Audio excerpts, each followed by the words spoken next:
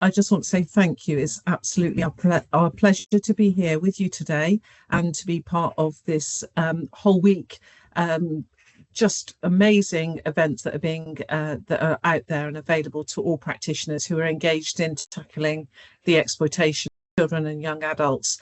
So I just wanted to start off really today by talking about a little bit about who we are as an organisation, but just to give you a bit of an overview of some of the things that are going on that we're directly involved with and that we are having links with.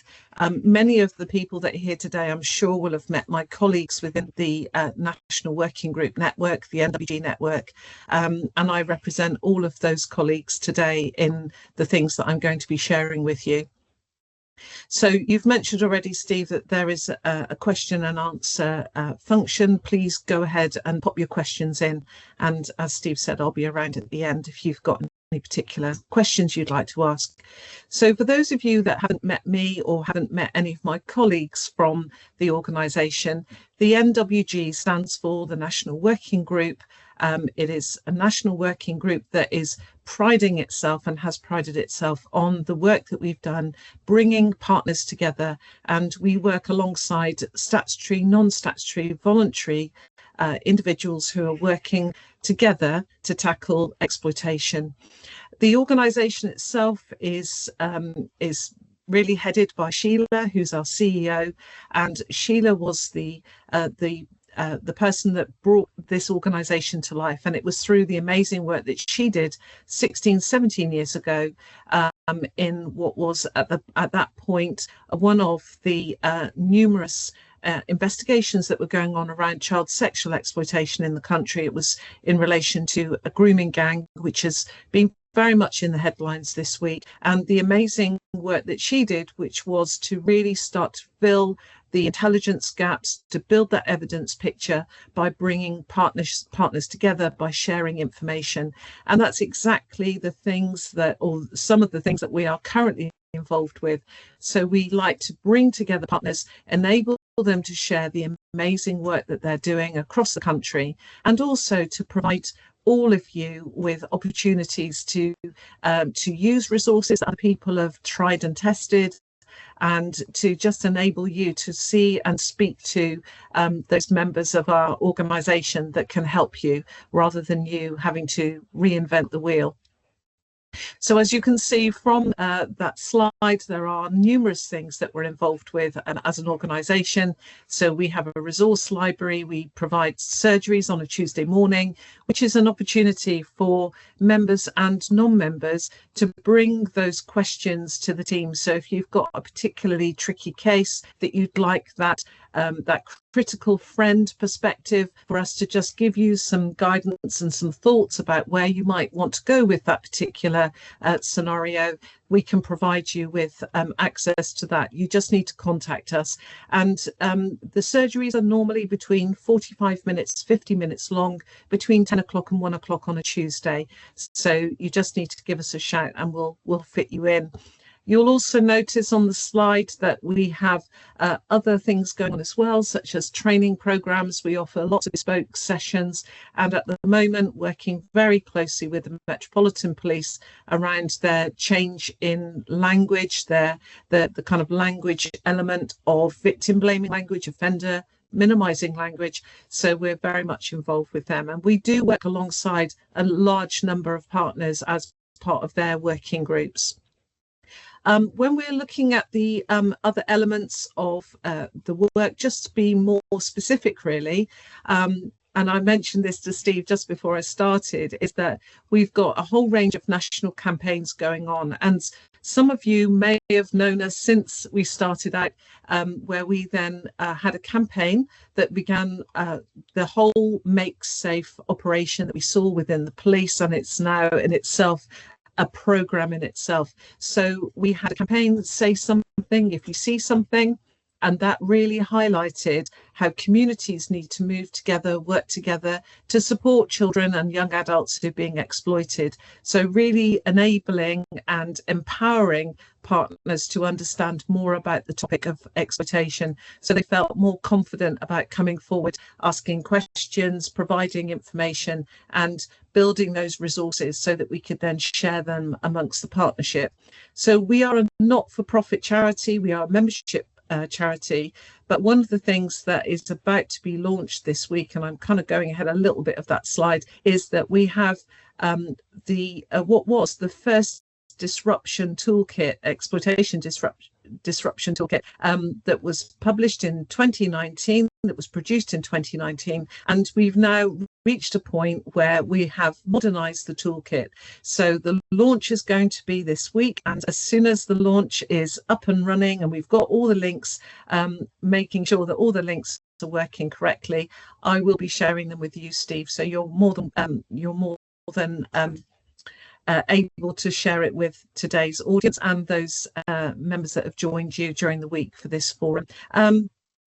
Within the context of the exploitation disruption toolkit, is that it's going to be reducing the amount of time that you might have used other toolkits, taken to use other toolkits. So instead of just opening it and scrolling, wondering which piece of legislation fits where, which bits would be more useful for that particular type of exploitation, it's going to work along the lines of the NHS type app, where you put in who you are, what your concerns are, and it will then bring you to a point where you have a select number of options rather than wondering which ones are the best ones.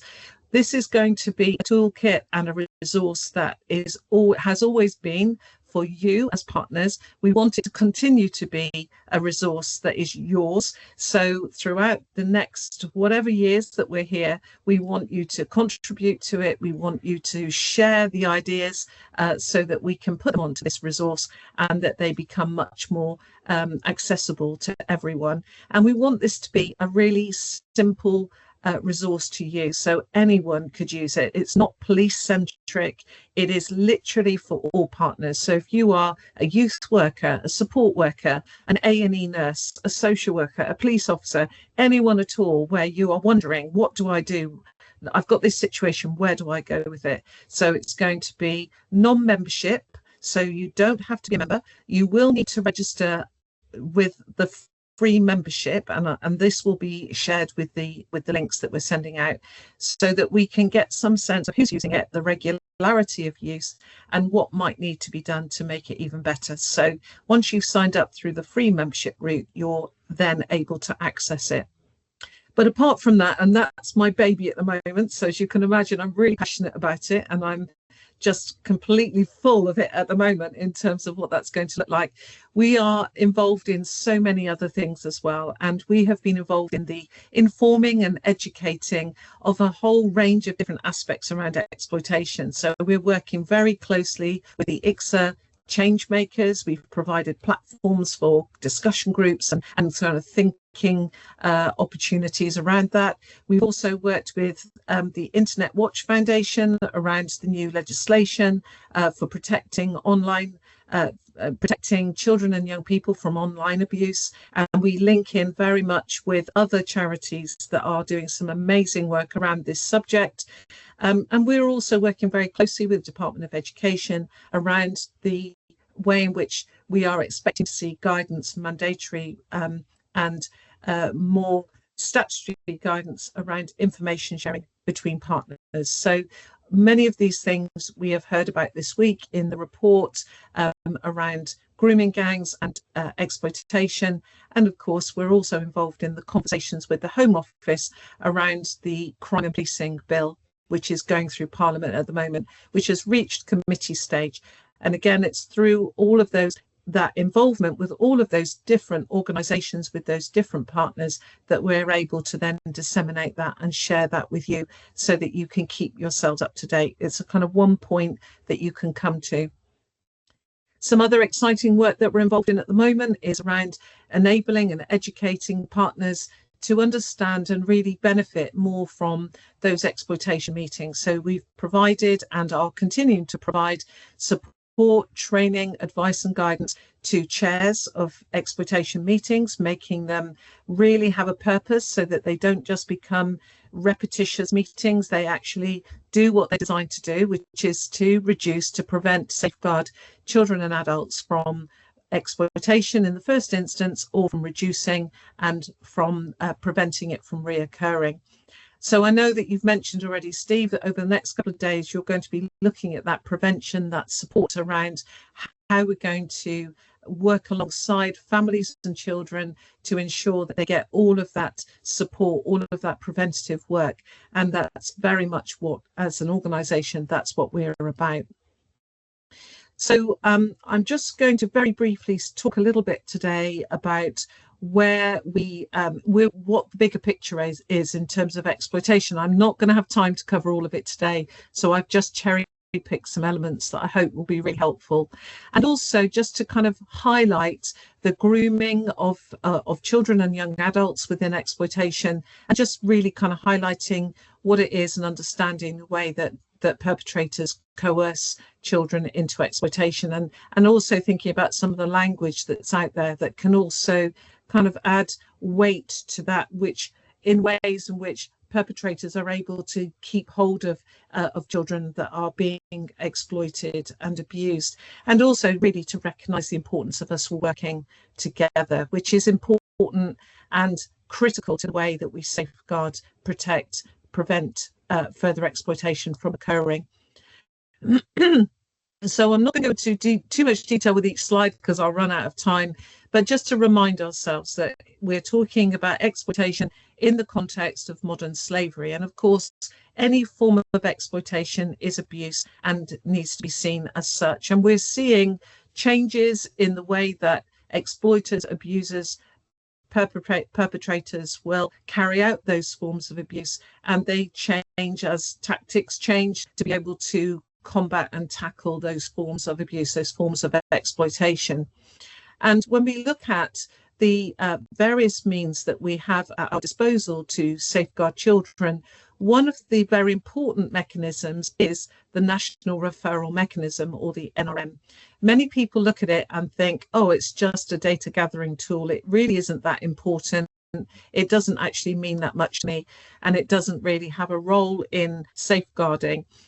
Well, if I were to just really emphasize that the NRM is a data gathering tool in one aspect of the work that we're doing, it has a role because it gives us an opportunity to really get a sense of where those forms of abuse are occurring, the most prevalent forms of abuse, where the resources need to be if they're not there already. And we know that that there have been changes since the Modern Slavery Act was enacted. The NRM, which is part of the Modern Slavery Act, has been tweaked as well and changed. And so we've seen some changes in the language around the test of whether or not a person is a victim or a potential victim of modern slavery. And within the context of the NRM, the process for those decision makers, whether that be the competent authority or whether it would be the devolved panels that are happening, it's around those decision makers need to agree that based on objective factors that there are reasonable grounds to believe that a person is a victim. That is not a criminal threshold, it is a civil burden of proof, that balance of probability. And so those subjective factors are those pieces of intelligence, those pieces of information that are so critical to all aspects of the way that we work together, both in terms of highlighting what the concerns are, how we're going to respond to them, but not just in terms of response at that moment. What is the response going to be once we've been actively involved in that person's recovery and rebuilding of that person's life and that family's life? So the test as it stands at the moment remains reasonable grounds to believe, sorry, I've got the wrong deacon today, reasonable grounds to believe that that person is a victim. So again, I can't emphasize enough how important it is that we all come together to bring those pieces of information, those pieces of evidence, if you like, to support those reasonable grounds. And it is really on a case-by-case decision basis that we consider the circumstances to look at whether or not that will be enough to support the NRM referral. One of the other things to say about the NRM, as I've said, it does give us a sense of what types of exploitation are more prolific, what the sort of gender of children, young adults are. We do know very much that statistics only give us a snapshot of what we're talking about. And if you look at the grid that I've got before you, you can see that we are looking at higher levels of reported forms of exploitation, such as criminal exploitation. That doesn't mean that other forms of exploitation are not as important, that they don't occur, but we can only go by information that we're being provided with. So one of the things I would just encourage you really to say is that if you are not sure if the child or the adult has got an NRM referral ready, at what status it is, make the referral anyway, and then you can sort out all of the kind of joining up of the dots afterwards. The thing that worries me most of all is when I hear practitioners saying, I didn't do an NRM because I thought there was one already in place, and then they discovered there wasn't. The NRM has got a really important role to play, in as much that it really can help us to understand what the scale of the problem is, where we need to really focus our resources, but it doesn't give us the whole picture. And this is where resources and partnership work is so important, because then we get that bigger picture. So you can see again on the slide I've got, you've got in front of you, it does give us a sense of how the kind of trajectory of referrals. But we also have to recognise that those referral increases will also be due to the fact that more practitioners feel more confident about making referrals as well. So we can look at it from both angles, one in terms of the increase of children being exploited, but also to recognise that, and if you look at that grid, you can see the number of children and adults, so individuals over 18, but it does give us a sense that also we are getting that information, it is being shared, and that's really important in terms of what we would then do to tackle it and to respond to it. So as you can see, within the context of the referral process, that in the last, the period between October 2023, September 2024, there were a total number of 8,156 referrals that were received. And out of that, 4,500 roughly were UK nationals.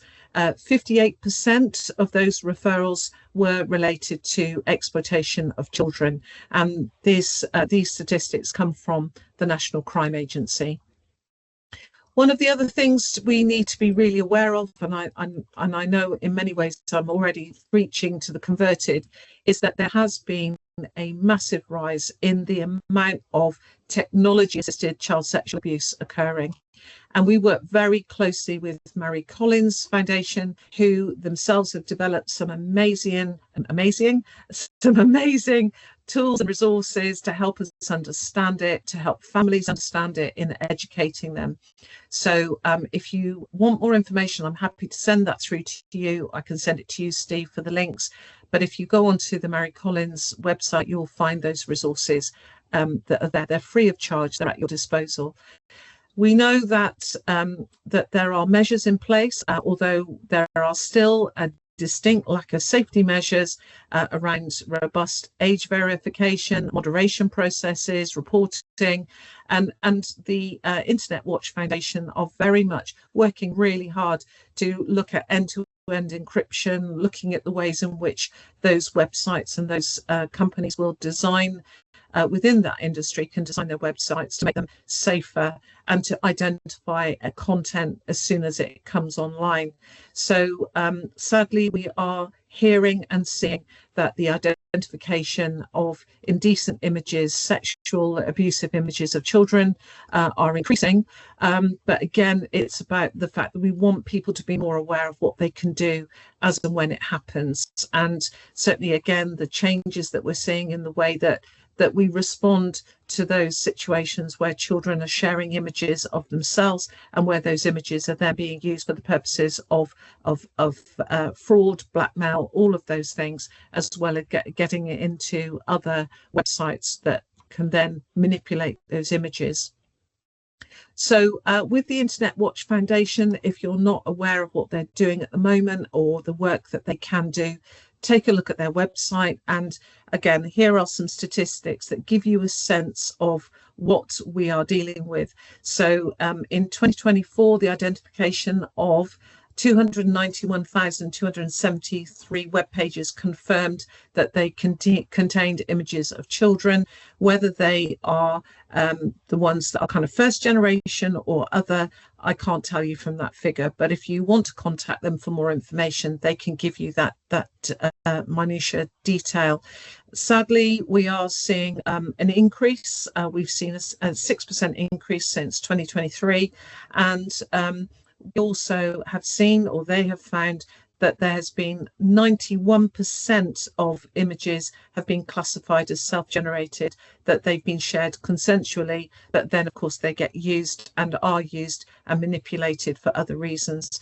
The most common age group for sharing those images are aged 13 to 14, but sadly there is a continued upward trend in reports of images being shared by our under 10-year-olds. So again, it just reminds us of the need for further education for families, for children themselves, to understand the risks that are related to that. And we know that financially motivated sexual extortion of children just predominantly impacts on those children, but we know that young males are the larger group that are targeted. And it's interesting that when we think about child sexual abuse, we generally think more about that occurring towards females, but in this respect, this is a bit of a kind of contradiction, that we're seeing this being that this is affecting more young males than females. That's reported. I need to remind us of that as well. 90% of the victims that were 14 to 17-year-olds were males. So some quite interesting findings.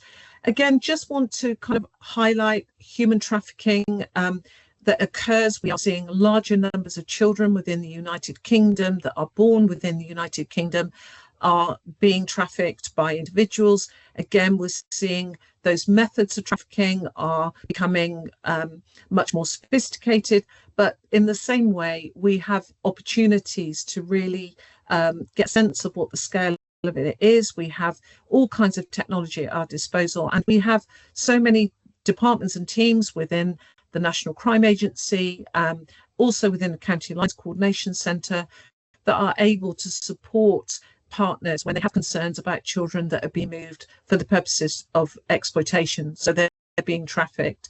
But I just wanted to remind everyone that in this context, any movement, any distance for the purposes of exploitation is human trafficking. And there have been stated cases where children have been moved from one room to another in the same building that for the purposes of exploitation is considered to be human trafficking. So important to just be very mindful of the fact that we're not necessarily solely talking about individuals that are being moved from one country to another or large distances. We know that occurs, but it's not just about that. It could be any distance.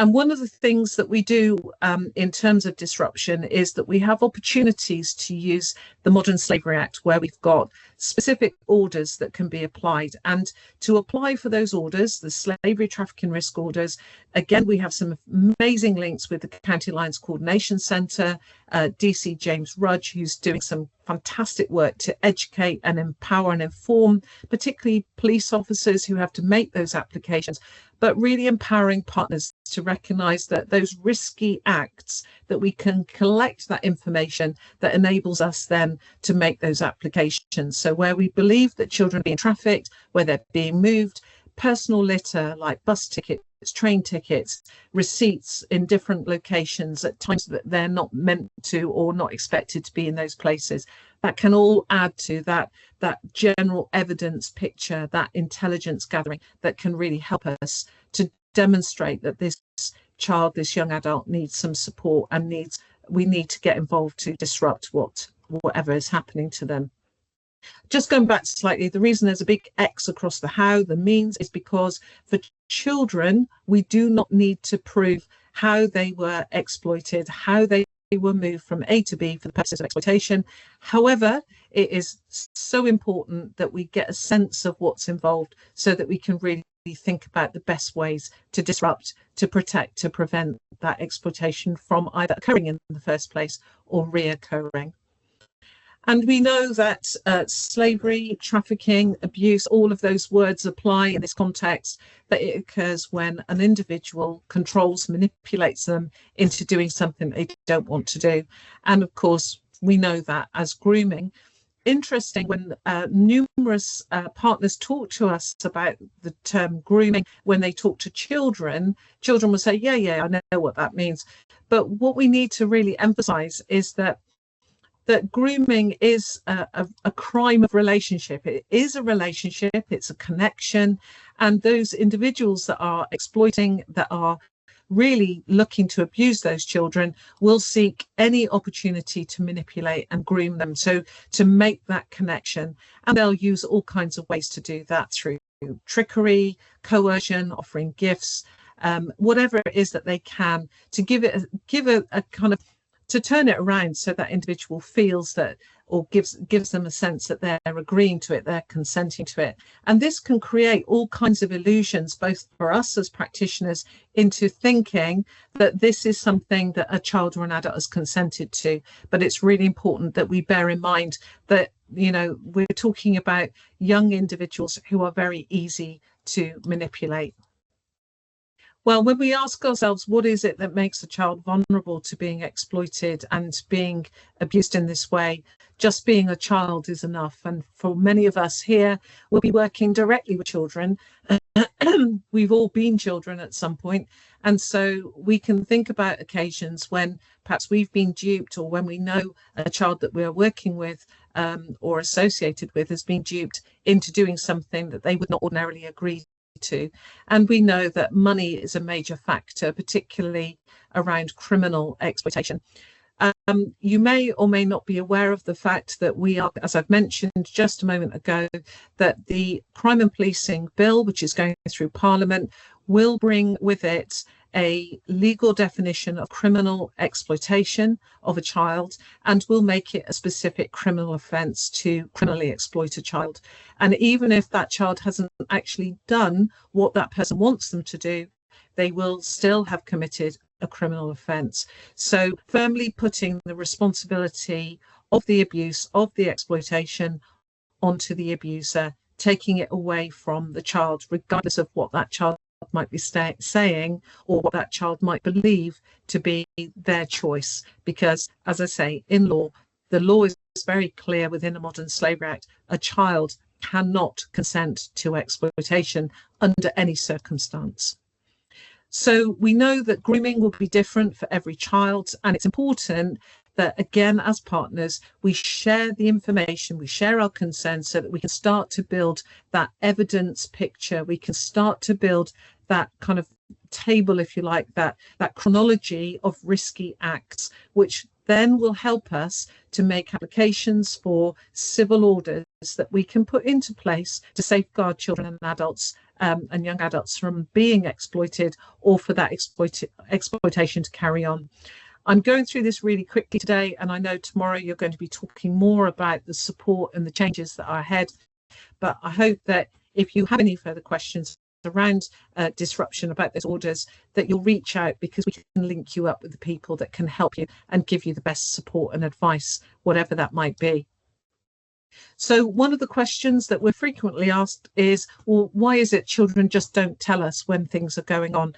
Well, there are a range of reasons why children don't tell professionals or any adults about what's happening to them, whether it's exploitation or intrafamilial abuse. We know that children will often be very scared about the repercussions. They will have been given all kinds of threats, and they will have been, perhaps even they will have witnessed things, forced to witness things that will be a reminder that they need to be silent. And as I've mentioned, the grooming, the way that individuals individuals will exploit children is through building a connection. So very difficult then for that connection to be broken. And this is where it's important that for all of us as practitioners, we recognize the importance of finding a healthy and appropriate connection. And it's no use to anyone to say that A won't engage with us, because it's not their responsibility. As partners, as practitioners, we have the responsibility to find the connection, find a way of engaging them, not the other way around. So again, there are so many opportunities out there in communities where we can see those individuals that can build those amazing connections and relationships. And again, from what you said, Steve, at the beginning, it sounds as though you're going to be hearing more about that over the next couple of days. So some of the signs and indicators, again, this is just really a kind of way of getting you to focus the mind, to think about the kinds of things that you might be presented with. A child that goes missing does not mean that they are a child being exploited. But when you look at elements that are associated with that, other kinds of risky behaviours or actions that have been noted and catalogued by school, by parents, by neighbours, friends, whatever that might be, we can then start to build a picture of what might be happening. So these are just some indicators to remind us of the things to look out for, and just to be mindful really of that we can't just dismiss it, but at the same time, it's helpful to be communicating with one another, because it might be that you as a practitioner, you've got one concern, you don't share it because you don't think it's actually that important, but then we start to talk to each other and we then start to realize that there is that much bigger picture and there are concerns that we need to be addressing. So I've mentioned the exploitation disruption resource, which I have got a link here in the slides, Steve, but I would prefer that perhaps you hang fire on sharing that at the moment, because that may not be accessible at the moment. So it's still being tweaked for the actual launch over the next 48 hours. So I'm going to whiz past that fairly quickly, but the link will be sent out to you as soon as the launch has been announced. So I'm going to go past that quickly.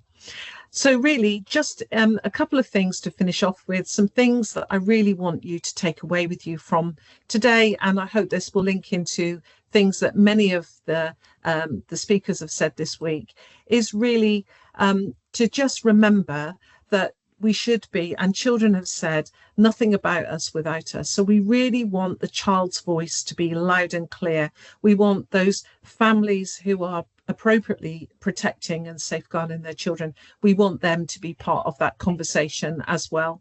And a child can't be expected to protect themselves. We need to make sure that we put everything into place to support that child and that family. We need to be vigilant. We need to recognise and respond. We need to be curious. We need to make sure that we are not just letting things go by without giving it another thought.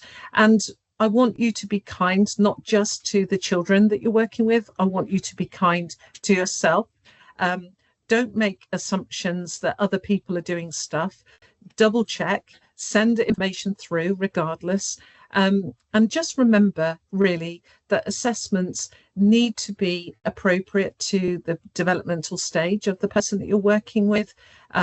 Don't wait until you've got loads of indicators of exploitation. You know, one or two signs are enough for us to start having conversations. And it really does emphasize the importance of working together.